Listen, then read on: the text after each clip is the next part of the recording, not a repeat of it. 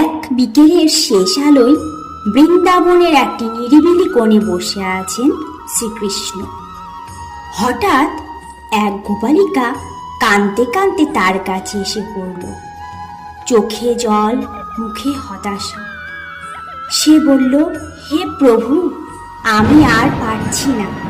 সবাই আমার সঙ্গে খারাপ ব্যবহার করে, যাকেই ভালোবাসি সেই দূরে চলে যায়, মনের কথা বলার কেউ নেই। আমি কি এতটাই অপ্রয়োজনীয়? কৃষ্ণ মৃদু হেসে বললেন, তোমার চোখে জল আছে মানে তুমি এখনো অনুভব করো। যারা কষ্ট দেয় তারা তোমার হৃদয় পরীক্ষা নিচ্ছে। গোপালিকা প্রশ্ন করল, কিন্তু প্রভু, কেন এই কষ্ট শুধু আমাকেই পেতে হয়? কৃষ্ণ একটু নীরব থেকে বললেন, কষ্ট আসলে আত্মার জ্বর। যতবার তুমি কাঁদো ততবার তোমার মন পরিষ্কার হয়। তুমি যা হারাও আমি তার চেয়ে বেশি কিছু তোমার জন্য জমা রাখি। তুমি দেখো না কিন্তু আমি দেখি, তুমি বোঝো না কিন্তু আমি জানি।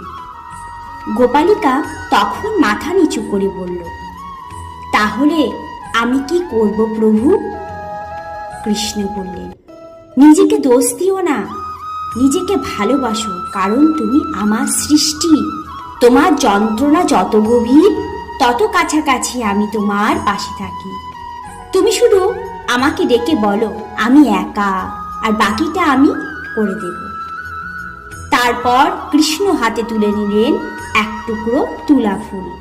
বললেন, তুমি যেমন এই ফুল, কোমল, নরম কিন্তু মূল্যবান। মানুষ তা না বুঝলেও আমি বুঝি। তুমি যদি কষ্টে থাকো তাহলে শুধুমাত্র চোখ বন্ধ করে বলো, হে কৃষ্ণ, তুমি আছো তো?